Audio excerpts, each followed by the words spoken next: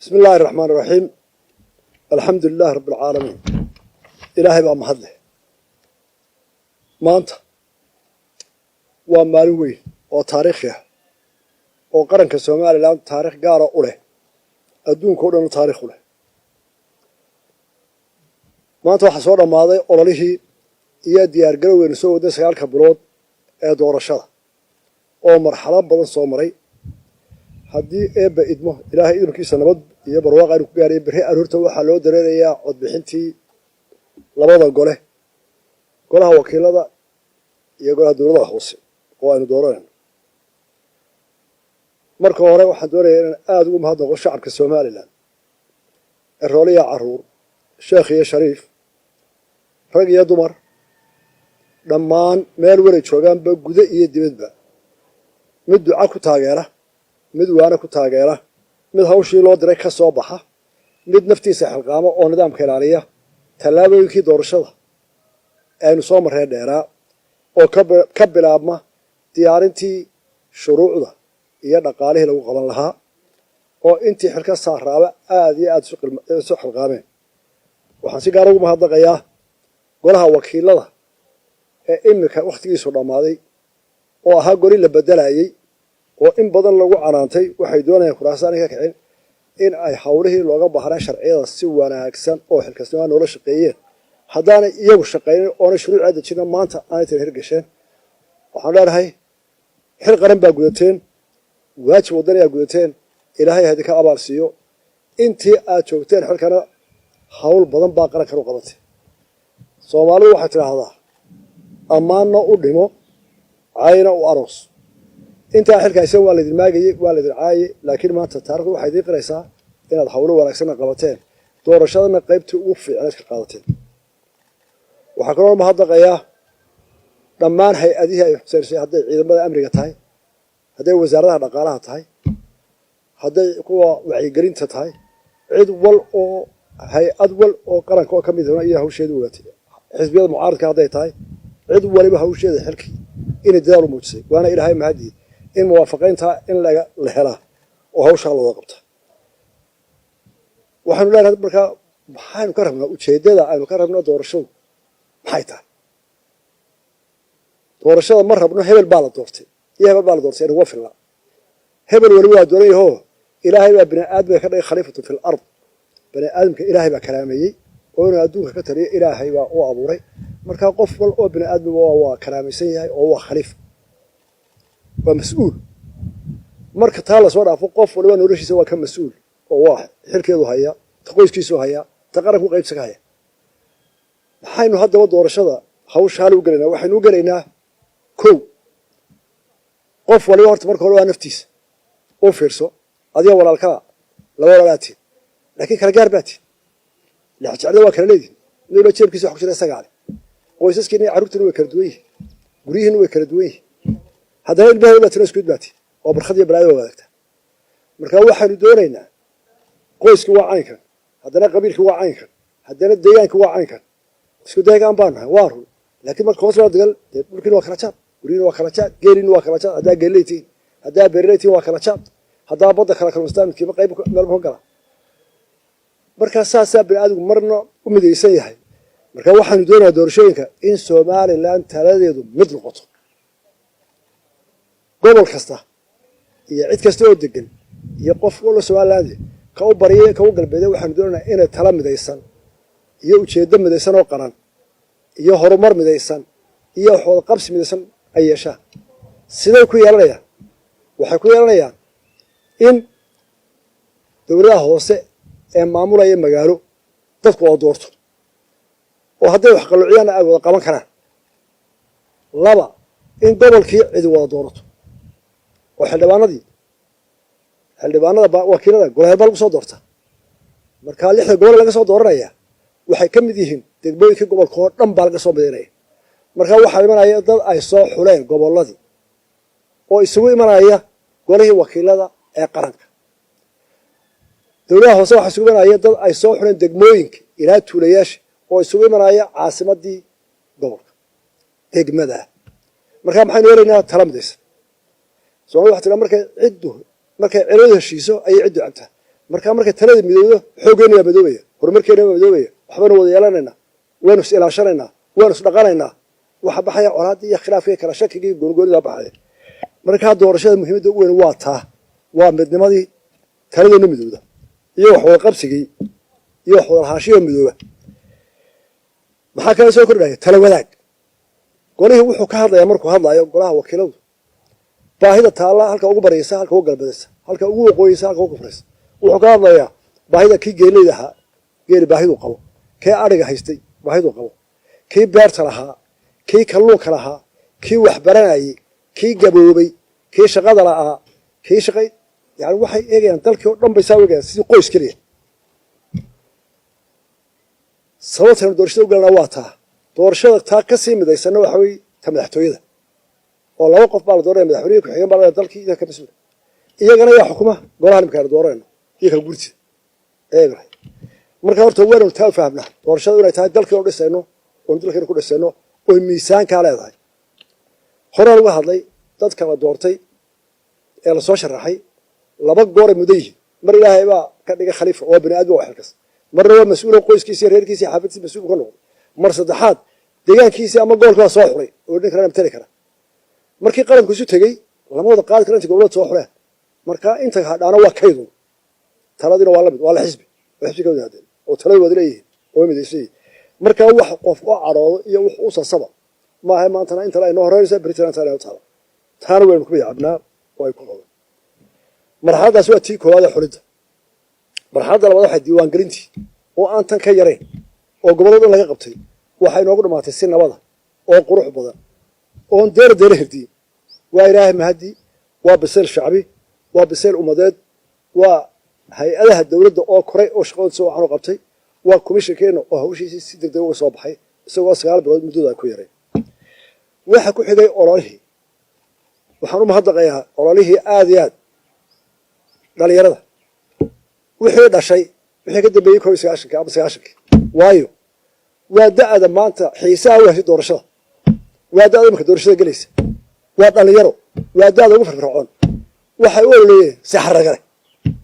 oo qurux badan oo aan xisbinimo iyo qof ahayna wadaninimo ah jimcihii anigu waxaan ka soo galay gobolada bariga waxaan soo maray wadani baa lahaa maalinta banaanbaxa dhalinyaro wada 20 jira soo maray gebigooda Soomaaliland qiire ka hadlay xisbiga kama hadlay hebel caaya ma jiro laba hal saa ma jiro dhammaantood heesay haastay ka qiire badan tahay wadaniga ah qaranka ee Soomaaliland ay qaadeen dhalinyarada waxaan leeyahay aad baan ku mahadnaqayaa qarannimada haysaan taa ku barbaara dalkii madaafaca taa ka xajiya waxaan u mahadnaqayaa xisaabta qaranka wariya mucaaradka oo Soomaalida mucaaradka waxa ugu baratay inuu hadda jeer caytamo oo uu hiftamo wax sameeyo waxa ilaahay mahadiya inaan xisaabta qaranka kan isaga xukuumiga xilka saaran laga rabo waa hayinki laakiin mucaaradka xisbiyada hatta hadday wax tirsadeen ila ma orko waxay tirsadeen taas dhammaantood inay u ololeeyeen si degan nabadgelyo ah qarannimo ka muuqato iyo xaqdhow marka intaas oo dhammaan ololihii naga dhamaaday waxa soo haray maanta iyo shalay sabteena waxaanu qabanaynay laba hawlood hawl waxa weeye qalabkii cod bixinta iyo ciidamadii nabadgelyada iyo shaqaalihii komishanka ayaa waxay ku socdeen gobolada iyo degmooyinka dhammaantood xalay goobahoodii waa joogay iyagoo diyaarsan ciidamadii shaqaalihii oo marka la sugayay ka badan 20,000 oo qof oo hawlgalay nabadgelyana ku gaareen waa wax ilaahay lagu mahadiyo kuma ku ka gaareen dhaqaajinay intaas loo wada dhaqaaqay ilaahay bay mahadii tahay inay dhammaantood nabadgelyo goobahooda ku tageen waxaanay muujinaysaa dadku markay isu caloosan yihiin ee wax wada jeedaan ilaahayna waa caawiya duruftuna waa caawisa roob baynu haynaa barwaaq baynu haynaa deganaan baynu haynaa dadkeenu isku caloolaynu haynaa foobiyaysan baynu haynaa oo ilaahay lagu xamdiya shalay waxa kale oo ilaa cisho iyaguna soo agirtay dalka soo galay kormeerayaasha caalamka oo ah safiirada u jooga dalalka Yurub badankooda oo safiirada geeska Afrika joogay ay dhammaantood shalay soo galeen magaalada intoodii badan iyo ku xigeenno intaa in leego diblomaasiyiin oo dalal badan kala ah qaarad kasta adduunka iyo 30 international caalami observers oo ah dhammaantood Afrika oo u badan Afrikada dhexe iyo Afrikada galbeed oo uu ka mid yahay madaxweynihii hore Sirleon iyo intaasoo wasiir iyo intaasoo diblomaat oo hore u jiray academicians dadka aqoonta leh Afrika xoog u timid aqoonyahankoodii dadkaasi waxay eegayaan oo la yaaban yihiin badankoodu qaar badan oo maanta joogaana aanay rumaysnayn Soomaaliland way qabsan kartaa doorashada ah iyada qabsan karta kaligeetii oo la caawin maanta waxaan tusnay walba indhihiisa Soomaaliland tala ahaan nabadgelyo ahaan dhaqaale ahaan inay qabsan karto doorashadeeda sidaa quruxda badan markaan cid soo fargelin doorashada taladeeda iyo amnigeeda Soomaaliland cid waxba kuma dirsan dhaqaalaha wixii ku baxay marka la eego 20%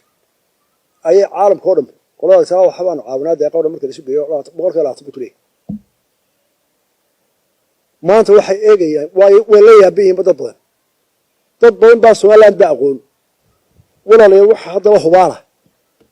markay foodkaan nabadgelyo ku dhamaan in qiimeeyna ee aynaan eegin qalad yar oo dhacay waxa hubaala qof wal oo adduunka halkiisa loo weeyo qof wala markuu isagu sharfo uu qiimo isu yeelo ayaa lagu qiimeynaya la inagu qiimeyn maayo bariyo la inagu qiimeyn maayo waan soo kala qabta la inagu qiimeyn maayo waxbaan helay ilaahay la bari maayo adaan ku bariyana waxa la inagu qiimeyn maayo waxa la inagu qiimeynaya shakhsiyadeed waynu soo jirtay abaarta ka adag baan soo mari jiray dhibaatooyin ka badan baan soo mari jiray ilaahay baan bari jiray waanu ka bixi jiray magaaladooyinka iyo hay'ado wax la waxay noo keeneen inay maskaxdina gadulaysaa inaan isku kalsoonaan weyno oo la kala wareysto waa waxyaalaha Afrika in badan kharibay hadday deeqo wax tarayso hadday lacag wax tarayso hadday ciidamada ajnabi wax tarayaan haddii dawladda soo wax tarayaan dawladda muqdisho ka dhisan bay tarnahay 30 sano ayaa lagu dhex jiraa waxaan qabaa hadday kaliya tala gaar lahaayeen inay hor u gaar lahaayeen marka waxaan leeyahay Soomaaliland guul baynu joognaa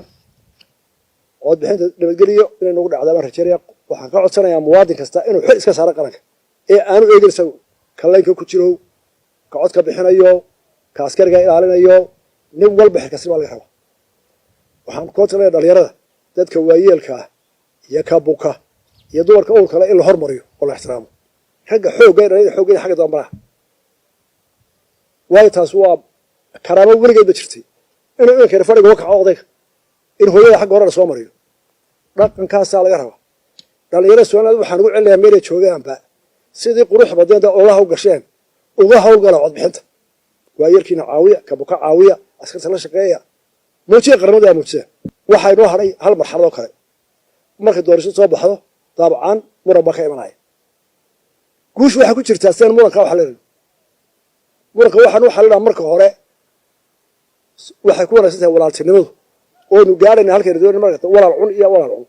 adigu soco ana damari adigu soco taasan ku soo dhisay Soomaaliland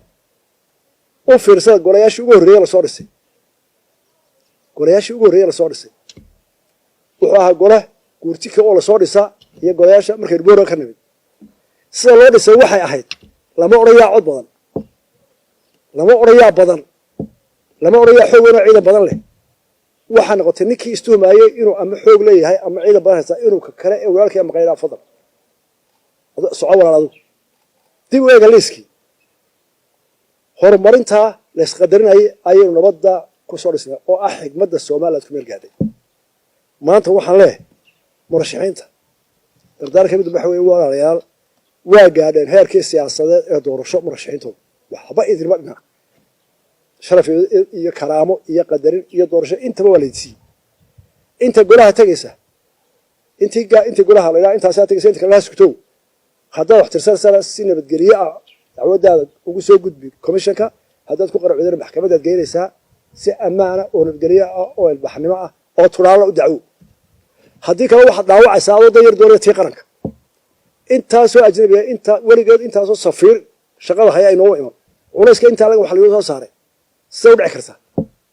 marka ogow haddaad xitaa adiga aad qalad tirsanayso qaranka aad tirso ogow qaranka darag baa u dhintay qaar baa u dhaafoobay qaar baa maskax beelay haddaad gardarre xitaa haddaad tirsanayso miyir qab intana waxaa la marashaynta waxaan kusoo gabagabanayaa ilaahay Soomaaliland nabad barwaaqo horumar nabadgelyo fooda ah intaba ilaahay nasiyo ilaahay qulubteena la soo jeediyo khalkhal iyo khilaaf ruux allah inaga saaro ilaahay waxaanu kula jirnaa Soomaaliland mid ah horumarta kii xukumaa waa kii kale wada walaalo ah ilaahay ina gaarsiiyo doorashada saad inuu ugu dhamaato intaas oo soo gabagabeynaya wassalaamu calaykum waraxmatullaahi wabarakaatuh